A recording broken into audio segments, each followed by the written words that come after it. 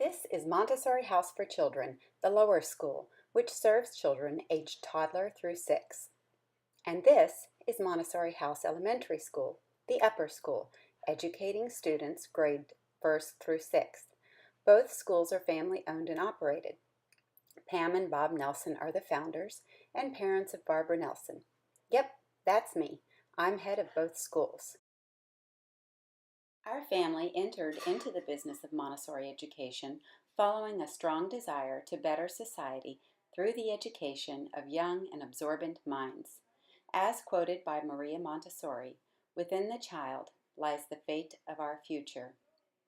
Our passion and our strength is Montessori education. So here lies our conundrum.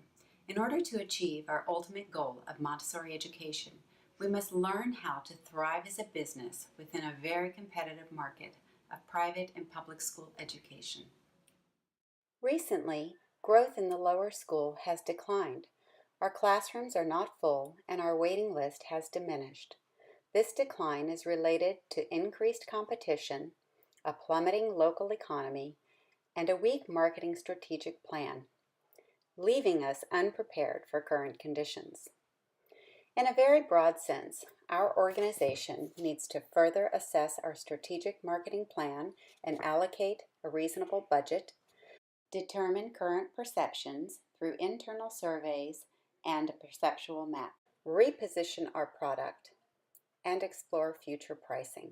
Chapter 2 discusses the strategic marketing process through 3 basic steps: situation analysis, market strategy, and the marketing mix. We have completed portions of each step, yet there remains much more work to do. We have conducted the SWOT analysis and understand our strengths, weaknesses, opportunities, and threats. We have identified primary market segments, yet each of these markets could be further divided into subcategories, keeping in mind the 5 criteria for target marketing. As demonstrated by this slide, we need to develop a market product grid and estimate the size of each market to arrive at our target market.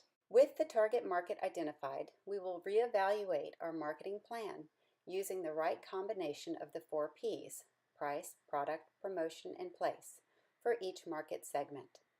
Finally, we need to prioritize a marketing budget based on goals rather than basing it on what little money remains after paying our expenses. Our value strategy is best product, and with this strategy, it is important to understand perceived value, both internally and externally, and to match this with our value points of difference. Chapter 9 introduces the concept of product positioning. With the recent increase in competition, the livelihood of our business is dependent on how buyers perceive our product in relation to competitors. For our school in particular, this is a very critical step because the name Montessori is not a trademark name, and as a result, there are many schools claiming to be Montessori who are not. This results in false perception of Montessori and further complicates our task of identifying our key value differences. Therefore, our task of product repositioning must include consumer education. First, we will develop a perceptual map to understand how our school is perceived in relation to competitors.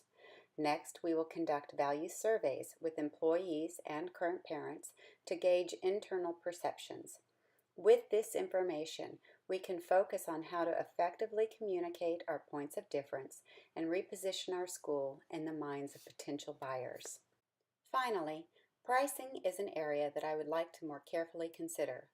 Prior to reading Chapter 13 and 14, which explains the pricing foundation and the process for arriving at a final price, our strategy has primarily been to remain price competitive, regardless of the fact that our costs are considerably higher than our competitors. This leads me to question our pricing foundation, and I am curious about shifting our pricing to reflect more accurately the difference of our program. Because we are a mixture of product and service, I wonder if having a higher price would help to distinguish our school from competitors. Of course, I realize this is a gutsy move, and we would first have to be certain that we have effectively communicated our points of difference. This is food for thought, and a subject that I would like to investigate more deeply.